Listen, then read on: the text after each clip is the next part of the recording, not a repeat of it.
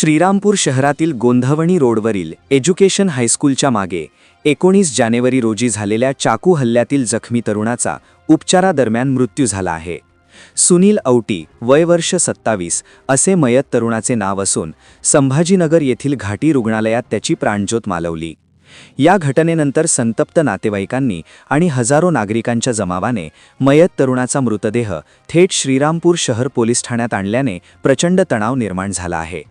19 जानेवारी रोजी दुपारी श्रीरामपूर येथील गोंधवणी रोड परिसरात सुनील औटी याच्यावर 2 अज्ञात इसमांनी धारदार चाकूने सपासप वार केले होते. गंभीर जखमी अवस्थेत त्याला तातडीने पुढील उपचारासाठी छत्रपती संभाजीनगर येथील घाटी रुग्णालयात दाखल करण्यात आले होते.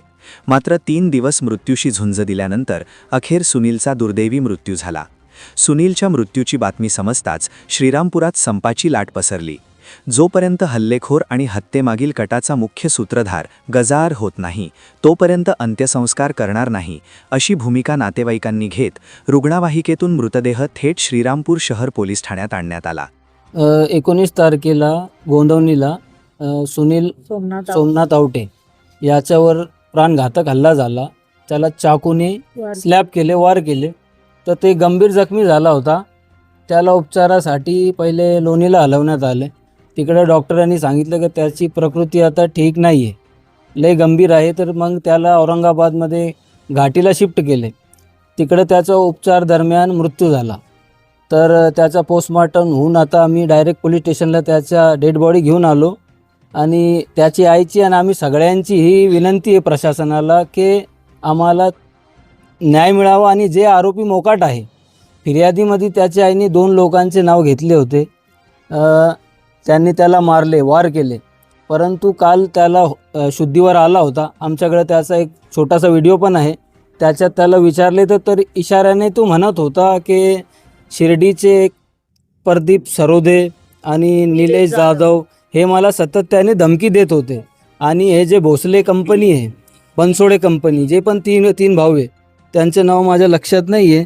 सचिन लक्ष्मण बनसोडे, संदीप लक्ष्मण बनसोडे, नितीन बनसोडे, हे 3 भाऊ त्याला मारण्यात होते. आणि हे जो 2 लोक आहे, सरोदे प्रदीप आणि निलेश जाधव, हे त्याला सतत त्याने धमकी देत होते. आमचं म्हणणं हे आहे की आता एक आरोपी तुम्ही अटक केला आहे, आता दुसरे जे मोकाट फिरू राहिले यांना तुम्ही धरा. हे मास्टर माइंड लोक आहे. आता यांच्या मागे कोणी नाही आहे. ही बिचारी एक बाई, विधवा बाई आहे, त्याला एक त्याची आई आहे आणि एक लहान मुलगी आहे. आमची प्रशासनाला ही विनंती आहे की यांना न्याय मिळावा आणि आरोपींना जे मोकाट आहे कलममध्ये त्यांचे नावं त्याच्यात दाखल करावी, हे आम्हाला विनंती आहे. तर साहेबांनी आम्हाला म्हणले आहे का तुम्ही अंत्यविधी आटपून टाका. माझा तुम्हाला शब्द आहे, तुम्ही सकाळी या, आम्ही अर्ज बनवू, तुम्ही ज्यांचे नाव सांगताना आम्ही त्यांचे नाव त्याच्यात कलम वाढीव झाली ते नाव आम्ही त्याच्यात टाकणार आहे. तो आम्हाला पण सोशल मीडियाद्वारे ही विनंती आहे का हे जे नाव आम्ही सांगत आहो हे मास्टर माइंड लोक आहे, हे लई पैसेवाले लोक आहे, हे गुंड प्रवृत्तीचे लोक आहे. यांचं यायचं असं म्हणणं आहे का आमच्या जीवाला धोका आहे.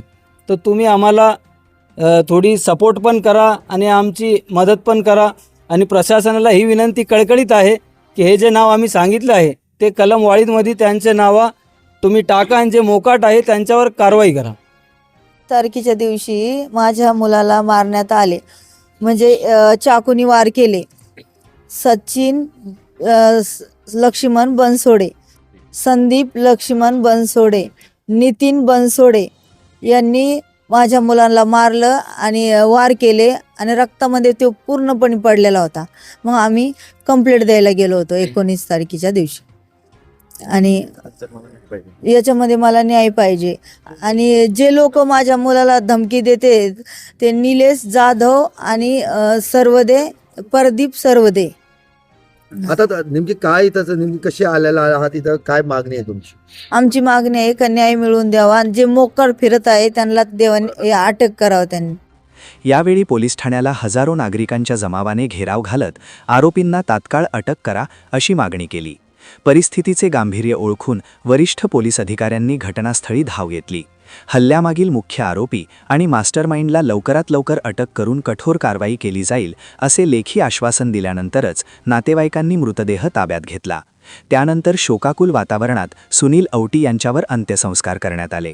या घटनेमुळे श्रीरामपूर शहरात भीतीचे आणि हळहळीचे वातावरण निर्माण झाले असून चाकू हल्ल्यानंतर श्रीरामपूर पोलीस ठाण्यात दाखल झालेल्या गुन्ह्यात वाढीव कलम आणि पुरवणी जबाब नोंदविण्याचे काम सध्या सुरू असून मयत युवकाच्या नातेवाईकांकडून समोर आलेल्या आरोपींचा शोध पोलीस प्रशासन करत आहे. याविषयी एस न्यूज मराठी वाहिनीने घेतलेला स्पेशल रिपोर्ट.